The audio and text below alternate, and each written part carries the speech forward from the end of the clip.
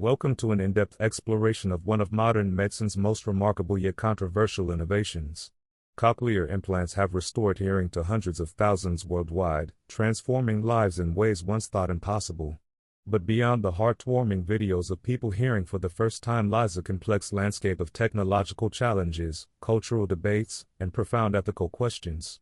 Today, we'll journey through the fascinating world of cochlear implants, examining how they work, their surprising history, and why they've become a flashpoint in discussions about deafness, disability, and human identity. At their core, cochlear implants represent an extraordinary feat of biomedical engineering. Unlike hearing aids that simply amplify sound, these sophisticated devices bypass damaged portions of the ear entirely. They work by directly stimulating the auditory nerve, creating a new pathway for sound to reach the brain. The system consists of both external and internal components working in perfect harmony. Externally, a microphone captures sound from the environment, sending it to a speech processor that converts these acoustic signals into precise digital code. A transmitter then sends this information through the skin to the internal components.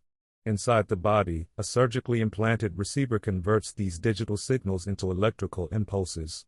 The true magic happens within the cochlea itself, where an electrode array, delicately inserted into this snail-shaped organ, delivers these impulses to different regions of the auditory nerve.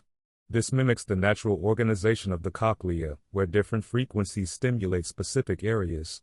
When these electrical signals reach the brain, they're interpreted as sound, though the experience differs significantly from natural hearing. The technical sophistication of modern cochlear implants is truly remarkable. These devices pack extraordinary computing power into incredibly small packages.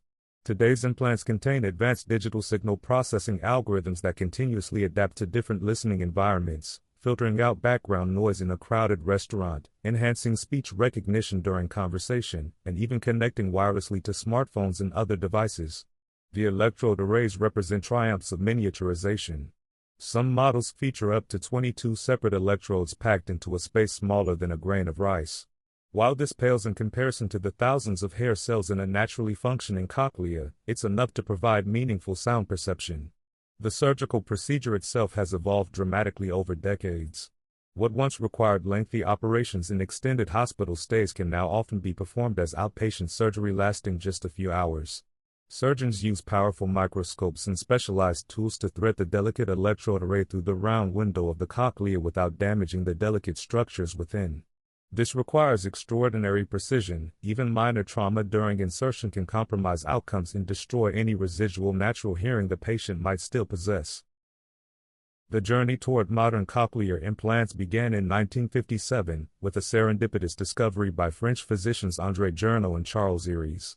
During an unrelated surgery, they implanted a crude electrical device into a deaf patient's ear.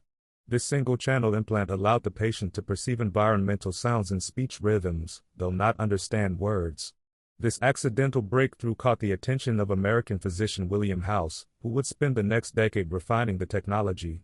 What many don't realize is how much skepticism these early researchers faced. The medical establishment largely dismissed the concept as impossible, a cruel hoax perpetrated on deaf individuals. Critics argued that the cochlea's complex function could never be replicated with electronics.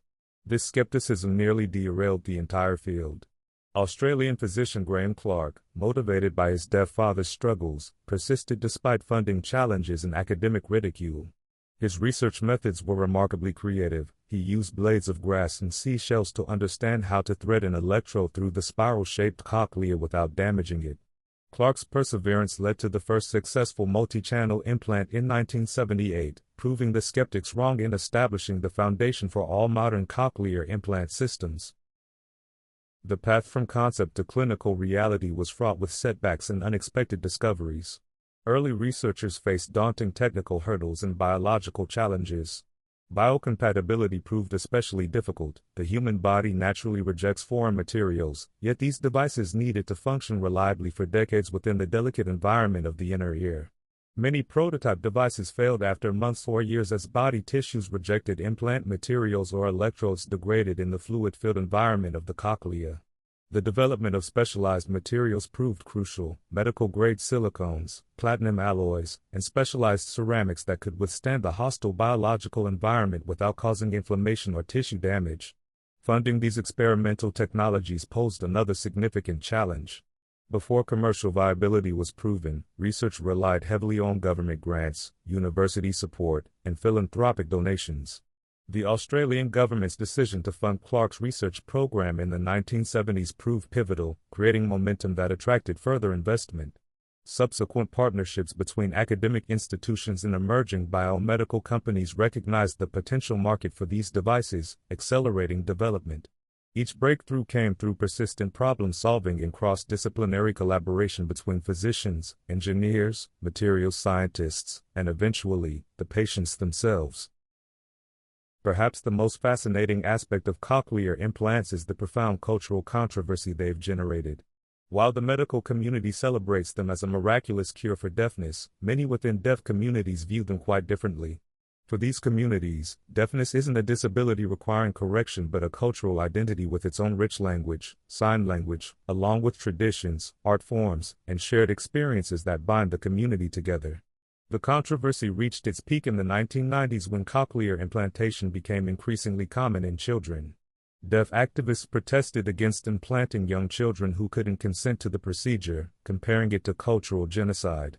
Organizations like the National Association of the Deaf initially took strong positions opposing pediatric implantation, arguing it denied children access to their natural cultural community and identity formation. Some deaf schools reported declining enrollment as more parents chose implantation in mainstream education for their children, threatening institutions that had preserved deaf culture for generations. The debate has evolved over time, with many deaf adults now choosing implants for themselves while maintaining their cultural identity. Some families opt for a bicultural approach, providing their children with both implants and sign language. Nevertheless, tensions remain, highlighting the complex intersection of medical technology, personal choice, and cultural preservation. This cultural divide reveals deeper philosophical questions about what constitutes disability versus difference, and who should make decisions about bodily modification, especially for children. The cochlear implant debate challenges us to consider whether technological solutions should always be pursued for conditions that some communities don't view as problems needing fixing. Is deafness a medical condition to be treated, or a natural human variation to be respected? These questions extend far beyond cochlear implants themselves. The debate has influenced broader discussions about neurodiversity, disability rights, and the ethics of medical intervention across many other conditions. It raises profound questions about the nature of human sensory experience itself. Those with cochlear implants often describe their perception as neither fully deaf nor fully hearing, a unique third category of experience. This challenges our binary thinking about sensory abilities and highlights how technology can create entirely new forms of human experience. The controversy also spotlights issues of identity formation and autonomy. When parents choose implantation for young children, they're making decisions that will profoundly shape their child's relationship to both hearing and deaf communities. These choices impact not just sensory experience but social belonging, language acquisition, and cultural identity, decisions that some argue should be left to individuals when they reach adulthood. Despite their transformative potential, cochlear implants remain inaccessible to most deaf individuals worldwide. The economic barriers are substantial, with costs ranging from $30,000 to $100,000 including surgery and rehabilitation. These high costs mean only about 5% of potential candidates globally have received implants, with stark disparities between high and low-income countries. The statistics are particularly troubling in developing regions. In sub-Saharan Africa, fewer than 1 in 1,000 eligible candidates have access to this technology. Even in wealthy nations, insurance coverage varies widely, and many patients face significant out-of-pocket expenses or lengthy approval processes. Beyond financial barriers, geographical access presents another challenge. The surgery requires specialized surgical teams, sophisticated medical facilities, and extensive post-implantation support services. In many regions, these resources simply don't exist, meaning even those who could afford the procedure have no way to access it. The rehabilitation process itself requires ongoing commitment and resources. Recipients need regular programming sessions to optimize their devices, speech therapy to develop listening skills, and educational support, services that may be unavailable in many communities. This creates a troubling global divide where this life-changing technology remains primarily available to the privileged few in wealthy nations or urban centers. Researchers are now working on the next generation of cochlear implants and related technologies that may address both technical limitations and cultural concerns. Fully implantable cochlear implants are under development, eliminating the external components entirely. This would allow recipients to shower, swim, and sleep without removing any parts, potentially improving quality of life and expanding adoption by making the technology less visible. Other innovations include electrode arrays specifically designed to preserve residual natural hearing, allowing recipients to benefit from both electrical stimulation and whatever acoustic hearing remains. Direct neural stimulation technologies may eventually bypass the cochlea entirely, stimulating the auditory nerve or even brain centers directly. Perhaps most intriguing are efforts to combine gene therapy with cochlear implants. These approaches aim to regenerate damaged hair cells while providing electronic stimulation. This hybrid approach might one day bridge the gap between artificial and natural hearing, potentially addressing both medical needs and cultural concerns by restoring natural hearing function rather than replacing it with a technological substitute. The future may also bring more personalized implant technologies. Current research explores using 3D printing to create custom electrode arrays that match the unique anatomy of each recipient's cochlea. Artificial intelligence algorithms are being developed to optimize sound processing based on individual neural responses and listening preferences. These technological advances continue alongside evolving social perspectives on deafness, disability, and human diversity. Many implant centers now embrace bilingual approaches, incorporating both spoken and sign language development for children with implants.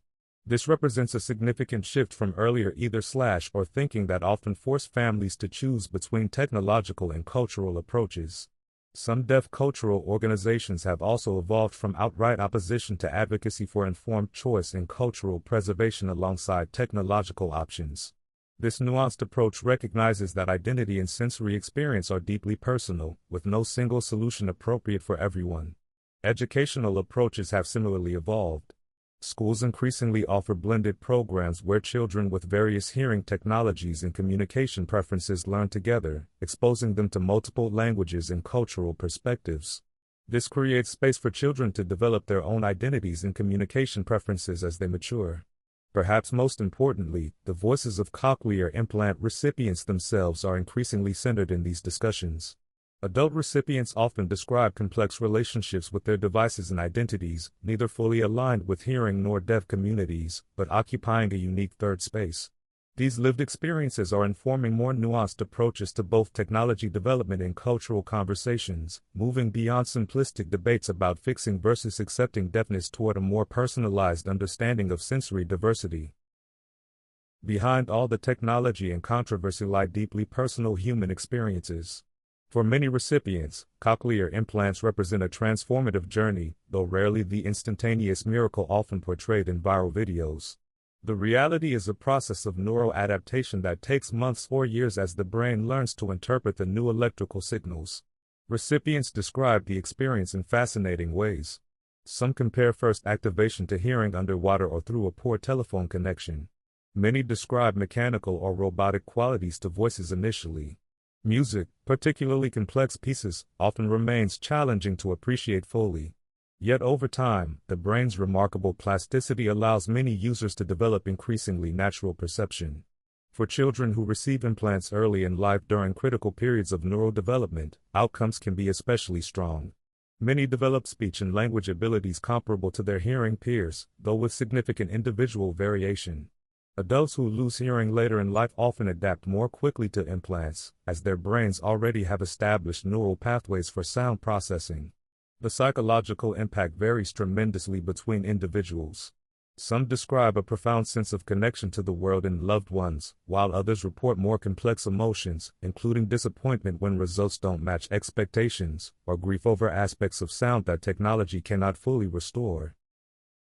Cochlear implants stand at a fascinating intersection of medicine, technology, culture, and identity. These remarkable devices have undeniably transformed hundreds of thousands of lives worldwide, creating new possibilities for communication and connection. Yet they also challenge us to reconsider fundamental questions about human diversity, sensory experience, and the very nature of disability itself. As technology continues advancing toward more personalized and natural solutions, perhaps the most important evolution is happening in our understanding of choice and identity. The future likely isn't about choosing between medical intervention and cultural preservation, but creating space for individuals to define their own unique relationship with both hearing and deaf worlds. What began as a controversial medical device has sparked profound conversations about human diversity that extend far beyond hearing alone. In this ongoing dialogue between technology and culture, we may find wisdom applicable to many other areas where human difference meets medical innovation.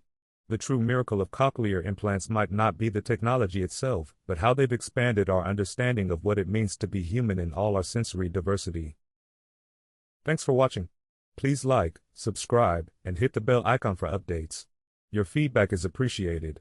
We hope to see you again.